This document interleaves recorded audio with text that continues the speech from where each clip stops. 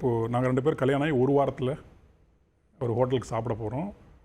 சின்ன சின்ன இட்லி இருக்கும் இல்லையா, மினி இட்லியில் வந்து நெய் போட்டு தரவான்னு கேட்டாங்க. நான் அவகிட்ட அவரோட ஒப்பீனியனே கேட்காம நான் 2 ஆர்டர் பண்ணிட்டேன். அது என்னோட தப்பு ஒன்றும் இல்லையா. அங்கே ஒரு ஆம்பளைன்னு ஒருத்தர் இருக்கான் இல்லையா, அது எனக்கு அதுக்கப்புறம் உரைச்சது. அவள் வந்து என்ன ஓகேவா அப்படின்னு கேட்டேன். ஓகே அப்படின்னு சொல்லிட்டா. வந்தாச்சு, நான் பாட்டுக்கு எப்பயும் போல் சாப்பிட்டுட்டேன். அவள் மெட்டிட்டு உட்காந்துட்டே இருக்கா, சாப்பிடவே மாட்டேன்ட்டு. ஏன் சாப்பிட வேண்டியது தானே அப்படின்னு சொல்லி கேட்குறேன். இல்லை எனக்கு நெய் போட்டால் பிடிக்காது அப்படின்னு கொஞ்ச நேரம் சொல்கிறா. நான் அந்த நேரத்தில் உடனே கத்திட்டேன் அவளை, இது முன்னாடி சொல்ல வேண்டியது தானே அப்படின்ட்டு. அப்புறம் சாப்பிட்டா ஒரு வருத்தத்தோடய சாப்பிட்டா. கல்யாணம் ஒரு வாரத்தில் இது நடக்குது.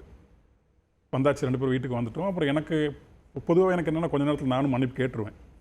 தப்பாக பேசிட்டேன் சாரி அப்படின்னு சொல்லி கேட்டுருவேன். நாங்கள் வாழ ஆரம்பித்த பிறகு தான் தெரிஞ்சது அவள் வந்து நெய்யை சாப்பிட்டதில்லைன்னு எனக்கு தெரியும். இது ஒன்று இருக்கு இல்லையா, அவள் இது நாள் வரைக்கும் அவளுடைய 30 வயசு வரைக்கும் அவள் நெய்ங்கிற ஒன்றையும் சாப்பிட்டது கிடையாது. அது நான் இது வரைக்கும் சாப்பிட்டதே இல்லைன்னு சொல்கிறதுக்கு பதிலாக அவள் எனக்கு பிடிக்கலன்னு சொல்லிட்டா.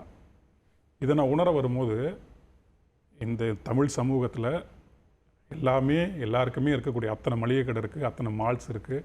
ஆனால் ஒரு பெண்ணுக்கு வந்து 30 வயசு வரைக்கும் நெய்யே சாப்பிட்டதில்லை. இது எனக்கு உணரும் போது இல்லை, என்னை நானே செருப்பில் அடிச்சிட்டு மாதிரி தான் ஆயிடுச்சு. இப்படி ஒரு உலகம் தான் இங்கே இருக்குது. ஒரு பக்கம் அப்படி இருக்குது, ஒரு பக்கம் கீழே இருக்குது.